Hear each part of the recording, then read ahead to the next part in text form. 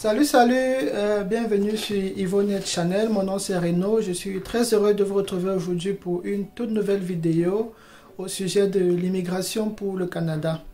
Donc, dans la vidéo d'aujourd'hui, on va rapidement expliquer et démontrer comment vérifier son admissibilité et comment évaluer ses chances d'être sélectionné pour le programme Entrée Express. Donc, si ça vous intéresse, restez scotchés. On en parle dans cette vidéo.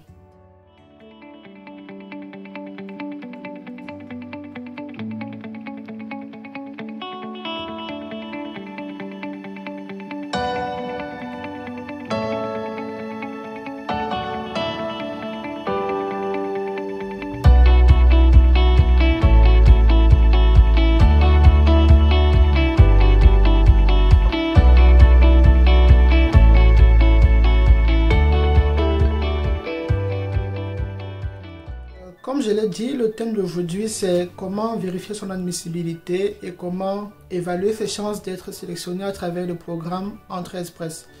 C'est l'une des étapes critiques, l'une des étapes les plus importantes quand on fait son projet d'immigration, c'est d'être au moins certain que on a le profil qui correspond et on a les chances d'être sélectionné. Sinon, on va perdre son temps et son énergie et son argent pour rien. Donc, il existe bien sur le site du gouvernement canadien, un outil qui vous permet de pouvoir simuler votre score, donc de pouvoir calculer votre score en fonction des informations que vous renseignez et ça va vous permettre de savoir, ok, quelle est la note que je peux obtenir et ensuite vous allez pouvoir regarder les sélections antérieures et voir comment est-ce que vous vous positionnez par rapport à ce score-là et de savoir, ok, si mon score est supposons de 300 points, est-ce que je pourrais être sélectionné rapidement ou pas? Et après, quels sont peut-être les éléments que je peux modifier dans mon profil pour pouvoir avoir un meilleur score? Donc, tout de suite, je vais vous montrer comment est-ce que vous pouvez le faire par vous-même. Et on va le faire déjà sur le téléphone, puisque la plupart d'entre nous utilisent plutôt des téléphones la plupart du temps. Et on pourra aussi le faire sur l'ordinateur, pour ceux qui sont plus confortables sur l'ordinateur. Et je pense qu'à la fin de cette vidéo-là, vous saurez exactement comment est-ce que vous pouvez vous-même vérifier votre admissibilité et évaluer votre score et pouvoir évaluer par vous-même quelles sont vos chances de pouvoir être sélectionné et prendre la décision de savoir si vous avancez ou si vous vous arrêtez ou alors quelles sont les mesures que vous pouvez prendre pour multiplier vos chances d'être sélectionné. Donc tout de suite, on va sur le téléphone et après on va sur l'ordinateur. Donc, cette fois-ci sur le téléphone, je vais rapidement vous montrer comment est-ce que vous pouvez évaluer votre score pour le programme Entrée Express. Donc, allons-y directement sur une page Google. Vous pouvez juste taper quelque chose comme outil Entrée Express. Outil calcul. Donc, je tape par exemple ça et là ça me montre directement le tout premier loin, système de classement global. Bon, là je vais pas avoir le système de classement global, je veux l'outil de calcul des résultats pour les examens de compétences, non pas celui-là. Je vais juste prendre le tout premier lien parce que c'est exactement ce que je cherche. Donc ce lien-ci vous renvoie vers un outil sur le site du gouvernement du Canada qui vous permet de calculer ou de simuler le score que vous pourrez avoir avec Entrée Express. Donc, si vous avez un outil comme ça, ça vous permet d'avoir une très bonne idée. Prenons un exemple. Là, vous devez juste répondre à quelques questions et le système va calculer votre score pour vous en fonction des résultats que vous donnez. Mais comprenez bien que si vous voulez avoir des détails sur la façon dont vos points sont calculés ou bien si vous êtes admissible, vous comprenez que vous devez d'abord commencer par ici. Donc, vous devez d'abord aller sur le lien de l'admissibilité. Et après, si c'est le cas, si vous remplissez les critères, vous devez donc peut-être utiliser le système de classement pour voir quel est votre score. Donc, commençons déjà par exploiter l'outil. Et après, on pourra peut-être aller regarder le système de classement global. Donc là, par exemple, je vais prendre un cas. Prenons le cas de quelqu'un qui est, comme j'ai souvent dit, si tu es célibataire, sans enfant, moins de 30 ans, tu as peut-être un master ou un doctorat, tu as 3 ans d'expérience professionnelle, je pense que là, tu es un très bon candidat pour Entrée Express. Donc, prenons par exemple ça. Donc, je vais dire juste, OK, jamais marié, célibataire. Pour le côté état matrimonial, quel âge avec vous? Donc là, il y a les différents âges. Donc, prenons un cas, je vais juste dire, OK, quelque chose comme 28 ans. Je veux moins de 30 ans. Quel est le niveau d'études que vous avez atteint? Donc là, je vais peut-être prendre, supposons, la maîtrise. Je ne vais pas prendre le doctorat, prenons la maîtrise. Et avez-vous obtenu un certificat ou un grade ou un diplôme canadien? Donc, je commence par supposer que la personne n'a pas fait d'études au Canada. Et je vais mettre non. Et ensuite, on va me demander les langues. Donc, je vais juste dire OK. Pour le cas d'une simulation, oui, mon test, il a moins de 2 ans. Et on va me dire quel test tu as passé. Donc, je vais par exemple dire OK, j'ai passé le TEF Canada. Donc, pour ceux qui ont regardé la vidéo sur quel test de langue pour immigrer au Canada, vous voyez bien que tous les tests de langue reconnus sont bien recensés ici. Les 2 derniers, c'est pour le français. Les 2 premiers, c'est pour l'anglais. Donc, je prends par exemple le TEF Canada. Et là, on va me demander quel est le résultat que tu as obtenu pour chacune des sections. Donc, juste comme on est en train de faire une simulation, je vais dire, OK, prenons le cas où la personne a un niveau, entre guillemets, presque excellent en français. Donc, je ne vais pas prendre le top, je vais prendre juste le niveau un peu en dessous du top. À peu près la même chose pour toutes les compétences. Mais ça, vraiment, il ne faut pas le faire parce que c'est très difficile d'avoir quelqu'un qui a ce niveau. Mais si vous avez ce niveau, je pense que c'est une très bonne chose. Avez-vous d'autres résultats linguistiques? Là, je vais par exemple dire oui pour dire, OK, supposons que la personne est aussi bilingue. Donc, je vais mettre l'anglais aussi, je vais mettre le ICE. Et on va me demander les scores. Donc là, par exemple, je dis, OK, supposons que la personne soit vraiment déjà parfaitement bilingue. Donc, je vais lui mettre un 6,5. Je vais lui mettre ici, donc je prends juste le deuxième niveau en dessous du top, quoi. Pour qu'on simule, on voit ce que ça donne. Je mets ici. Et là, je mets ici. Donc, voilà ce que je mets. Maintenant, expérience de travail. Donc, la première question, c'est au cours des 10 dernières années, combien d'années d'expérience de travail qualifiée au Canada possédez-vous? Donc, comme j'ai dit, la personne n'a pas fréquenté au Canada, la personne n'a pas travaillé au Canada. Donc là, je vais mettre tout simplement aucune ou moins d'un an pour que ce soit 0 pour cette partie. Ensuite, au cours des 10 dernières années, combien d'années d'expérience de travail qualifiée à l'étranger, donc hors du Canada? Donc, dans le cas d'espèce, je vais supposer que okay, la personne a travaillé plus de 3 ans. Donc, je vais mettre ça. Et on me demande, prochaine question, possédez-vous un certificat de compétence d'une province, d'un territoire ou d'une organisation fédérale canadienne? Là encore, je vais mettre juste non, puisqu'on suppose que la personne est hors du Canada.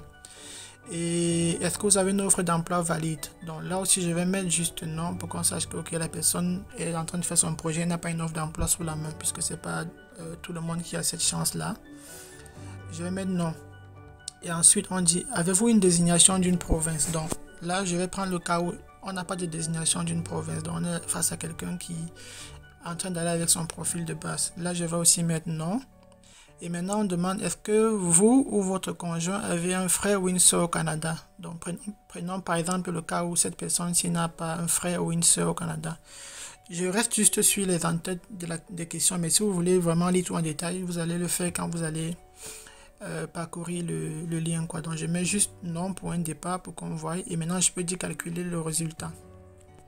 Donc, on explique dans la partie bleue, on explique un peu comment le résultat a été calculé. Et ce qui m'intéresse, c'est tout en bas, le total général. Donc, voilà quelqu'un avec le profil qu'on a donné, il se retrouve avec 511 points. Donc, à l'étape où nous sommes, quelqu'un qui, par exemple, a 511 points, c'est sûr, il sera sélectionné immédiatement. Mais dans la réalité, est-ce que c'est évident de trouver ce genre de cas? Quelqu'un qui a un master, qui est parfaitement bilingue, qui a travaillé plus de 3 ans, qui a moins de 28 ans. Bon, il y en a quand même quelques rares candidats comme ça, donc c'est bien possible. Donc là, on a vu par exemple ce cas. Donc pour vous, ce que vous faites, c'est que vous remplissez en fait ça en fonction de votre situation à vous. Donc mettez juste votre état matrimonial ici. Si vous êtes marié, si vous êtes célibataire. Donc on peut refaire une autre simulation rapide. Et juste une précision, c'est que si vous êtes marié, il y aura aussi des questions pour votre conjoint. Donc, vous aurez la possibilité de remplir les informations de votre conjoint et de voir quel résultat vous obtenez. Pour le moment, pour faire simple, restons encore sur un célibataire. Et voici, laissons toujours l'âge étant moins de 30 ans. Mais ce que je veux bien vous montrer, c'est que par exemple, si celui-ci n'avait pas un master, supposons qu'il avait juste une licence, donc je vais prendre baccalauréat, c'est ça qui correspond à la licence au Canada. Je vais laisser les mêmes réponses pour tout le reste des critères et je vais juste redemander à l'outil de recalculer le score et vous allez voir la différence. Donc quand je demande de recalculer le score, qu'est-ce que j'obtiens à nouveau? 471 points. Donc quelqu'un qui avait un master était à 511, celui-ci a une licence, il a 471 points. Donc vous commencez déjà à voir la différence. Donc, prenons encore un autre exemple. Supposons par exemple qu'on a un candidat qui, bon, je préfère rester sur des cas de célibataire parce que ça me permet de remplir moins d'informations. Mais l'idée, c'est juste de vous montrer en fait comment vous pouvez faire la simulation.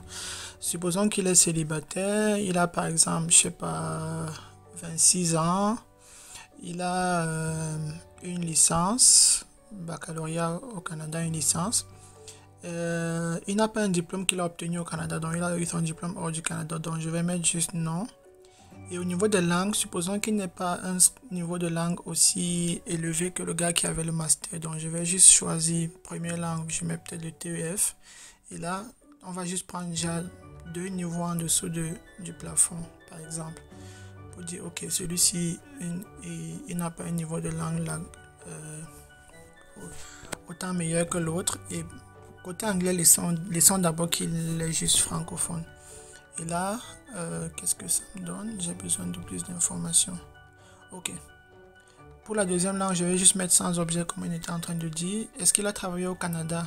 Je vais mettre juste non. Est-ce qu'il a travaillé hors du Canada? Là, je vais mettre oui, je vais mettre plus de 3 ans. Et est-ce qu'il a un titre de compétence d'une province? Non. Est-ce qu'il a une offre d'emploi au Canada? Je vais encore mettre non. Est-ce qu'il a une désignation d'une province? Je vais mettre non. Est-ce qu'il a une frère ou une soeur au Canada? Je vais d'abord mettre non pour le moment et on voit quel est le score qu'il obtient. Celui-ci par exemple, on voit qu'il obtient un score de 375. Donc, là on comprend mieux et peut-être s'il avait eu un score de langue plus élevé, forcément il aurait un meilleur profil. Ou par exemple s'il avait aussi fait l'anglais, donc prenons, il a fait le IELTS et peut-être il a eu... Bon, ça bug parce que j'ai fait beaucoup de mélanges. Donc je vais juste relancer le site et prendre un autre exemple. Ok, je vais devoir remplir en fait. Donc je vais juste mettre célibataire encore. Supposons, ok, dans ce cas il a peut-être 35 ans. Oui, il a 35 ans, il a un baccalauréat. Il a un baccalauréat. Est-ce qu'il a un diplôme au Canada? Je vais mettre juste non. Est-ce qu'il a un test de langue? Oui. Est-ce que son test de langue, c'est pour quelle langue? Je vais peut-être mettre le français, oui.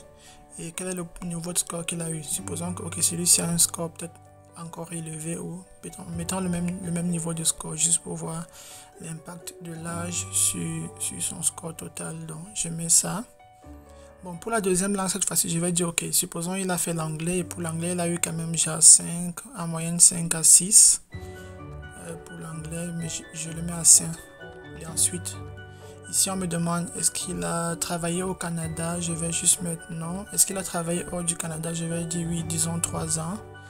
Et est-ce qu'il a une désignation d'une province? Je vais mettre non. Est-ce qu'il a une offre d'emploi? Je vais mettre non. Ici, je vais aussi mettre non. Donc là, est-ce qu'il a la famille au Canada? Pour le moment, je vais d'abord mettre non. Ensuite, je vais voir son score. Donc dans ce cas, on voit qu'il a 367. Et là, cette partie bleue explique clairement comment est-ce que le score a été calculé. Donc vous pouvez regarder ça en détail. Supposons qu'il avait un frère ou une soeur au Canada. Je recalcule. Et on voit bien que là, ça augmente légèrement son score. Donc juste pour vous faire comprendre qu'en fait, le test de langue a quand même un impact significatif dans la procédure. Donc si par exemple celui-ci, au lieu d'avoir ce score en français, avait eu un score plus élevé, je vais juste augmenter d'un cran. Et je ne vais pas calculer, je vais juste afficher ce qu'on avait. On avait d'abord 382. Maintenant qu'on a légèrement augmenté le score, qu'est-ce qu'il obtient comme résultat? Maintenant, il passe à 450. Donc, juste pour avoir eu un niveau de score un peu plus élevé, on voit bien que son score a significativement changé. Juste parce qu'il a amélioré son résultat de français. Et à peu près, c'est la seule chose à faire parce que l'âge ne va pas diminuer avec le temps. Le nouveau diplôme, on ne l'aura que si on passe les études. Et là, quitter de licence à master, par exemple, ça prendra 2 ans.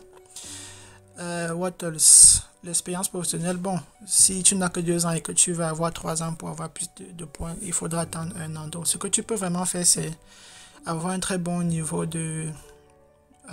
avoir un très bon score dans ton test de langue et ça va certainement améliorer significativement ton score. Et si tu prends le français comme ta première langue, il faut avoir un très très très bon score en français.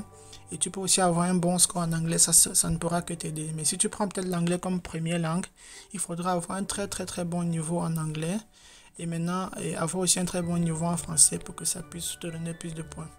Et autre chose, c'est qu'il y a cette partie-ci qui concerne les compétences linguistiques. Ça, c'est des points qui sont, on dit bien compétences linguistiques en français. Donc, c'est un point qu'ils ont ajouté rien que pour les candidats francophones. Donc, si tu as un très bon niveau de français et tu as aussi un bon niveau d'anglais, tu auras ces points-ci. Ou alors l'inverse, si tu as un très bon niveau d'anglais et tu as aussi un très bon niveau de français, tu auras ces points. Sinon, tu ne les auras pas. Donc, je pense qu'il faut avoir déjà plus de 7 en français selon leur échelle et plus de 4 ou plus de 5 en anglais pour avoir ces points-ci. Donc, tu peux voir tout ça dans la partie du système de classement global. Donc, comme je disais, c'est que tu peux, à partir de ce lien-ci, voir exactement comment est-ce que le score est calculé. Donc, tu as tous les critères ici et c'est expliqué rubrique par rubrique. L'âge, c'est sur combien de points. Le niveau de scolarité, c'est sur combien de points. Tu as la possibilité de voir tous ces éléments-là. Donc, je vais juste ignorer ce message. Vous pouvez regarder ça de près. C'est une information importante. Et donc, tous les facteurs sont vraiment, vraiment détaillés. Donc, quand tu lis cette partie-ci, tu comprends exactement au point près comment est-ce que ton score sera calculé. Si tu as quel âge, tu auras quel point. Si tu as quel niveau d'études, tu auras quel point. C'est expliqué ici. Ok, voilà, le dernier niveau, c'est le doctorat. Avec le doctorat, on a 140 points. Avec le master, on a etc. etc. Donc, si tu as ton niveau de score en langue, quel est le nombre de points que tu obtiens? On comprend bien pourquoi plus ton score est élevé, plus tu as des points. Ok? Et etc. Pour la deuxième langue, pareil. Pour ton conjoint aussi, c'est expliqué. Donc, tous les points, comment est-ce que c'est calculé de façon précise. Rien n'est caché, tout est expliqué ici de façon claire. Donc, tu as la possibilité toi-même de vraiment calculer ton score, de faire tes simulations et de te dire, ok, comme je vais faire mon test de langue là, si j'obtiens ce score-ci, c'est sûr que j'aurai cette note-ci, ce qui est sûr, je pourrai être sélectionné. Donc, une fois qu'on a simulé son score et qu'on a par exemple une idée de combien est-ce qu'on peut avoir pour son profil, maintenant l'étape suivante qui est très intéressante, c'est de voir, ok, à quel point est-ce que les sélections se font depuis un certain temps. Donc, si par exemple, je suppose, la tendance est dans les 480 points et que mon profil a 450, ça veut dire qu'il y a des possibilités que je mette quand même assez de temps avant d'être sélectionné. Ou alors si la tendance est, je sais pas, à 480 et que mon score est de 500, ok, je sais qu'aussitôt que j'aurai créé mon profil, je pourrais sélectionner. Donc, juste en tapant dans Google Sélection Entrée Express, je peux rapidement tomber sur le lien qui... Bon, ce lien-ci explique plutôt comment est-ce que c'est fait, mais ce que je veux, c'est en fait voir les sélections antérieures. Donc, résultat, Entrée Express, sélection antérieure, ça me donne une idée. Par exemple, toutes les sélections qui sont faites sont recensées ici. On vous indique bien la date, le numéro de la sélection, la date, pour quel programme on est sélectionné. Donc, ici, par exemple, sur le programme des candidats des provinces, et on vous dit le nombre de personnes qui ont reçu des invitations. Là, c'est 341. Et on vous dit le candidat invité le moins bien classé, donc jusqu'à quel score qui sont descendus. Là, c'est 743. Donc, ces informations, si vous permettent de lire les sélections et de voir. Donc là, si on parcourt, on remonte dans le temps, on verra bien qu'à chaque fois, les mêmes détails sont fournis. Donc là, on va se rendre compte que ces derniers temps-ci, là, ils envoient des invitations beaucoup plus pour le programme des candidats des provinces et pour le programme de l'espérance canadienne. Mais il y a aussi des possibilités d'être sélectionné directement dans le bassin, donc si ils le font. À défaut, il faudra certainement passer par une province. Donc là, quand même, ce que je voulais juste qu'on comprenne, c'est qu'on a la possibilité de voir quel est le niveau de score auquel on sélectionne les candidats et de voir si le score qu'on a obtenu nous permettra d'être sélectionné rapidement. Donc là, on peut bien voir que toutes les dates sont indiquées, les programmes pour lesquels on sélectionne sont indiqués et le nombre de points minimum sont bien indiqués. Bon, je vois juste que la tendance ces derniers temps, c'est qu'ils prennent plus les candidats à travers le programme des candidats des provinces et l'expérience canadienne. Donc, parfois, je pense qu'ils font aussi des sélections directement dans le bassin Entrée Express. Ça fait que si tu as un bon score, il y a aussi la possibilité que tu sois sélectionné directement pour le programme des travailleurs qualifiés fédéral, sans que ce ne soit forcément pas le programme d'une province. Donc, laissez-moi juste regarder un peu. Je vais faire search. Où est search? Find in page. Ok. Je vais un peu taper travailleur qualifié fédéral. Fédéral. Ok. Donc là, par exemple, on voit que là, c'était en fait programme de travailleurs des métiers spécialisés. Mais ce que j'espérais voir, c'était plutôt la sélection, mais pas forcément dans le programme des métiers spécialisés. Donc, est-ce qu'il y en a eu depuis un certain temps? Si. Ok, donc par exemple, depuis le 30 mai 2018, on avait une sélection pour le programme des candidats des provinces et le programme des métiers spécialisés toujours. Ok. Bon, là, par exemple, ok. Le 1er novembre 2017, on a eu le programme de travailleurs qualifiés fédéral. Là, c'est qu'on est sélectionné directement dans le bassin Entrée Express sans que ce ne soit à travers le programme d'une province. Là, c'était novembre 2017. Oui, donc, oui. Je pense que en cette période-là, c'était beaucoup plus ce qu'ils faisaient. Ils prenaient directement des candidats, mais depuis un temps, peut-être que c'est plus orienté vers des provinces maintenant. Mais au moins, vous avez la possibilité de savoir quelle est la tendance des invitations et ça vous donne une idée. Mais après, c'est que au moins, il faut être dans le bassin et avoir un certain score. Maintenant, une fois que c'est fait, vous pouvez regarder le programme des candidats des provinces pour voir laquelle des provinces peut sélectionner les gens qui ont votre profil et quelles sont les conditions. Vous appliquez pour le programme de ces provinces-là et vous obtenez la désignation. Ensuite, vous venez compléter votre programme, votre profil dans le bassin et ensuite vous serez sélectionné à travers le programme des candidats des provinces. Donc, ça c'est pour avoir une idée précise de ses chances d'être sélectionné pour entrer.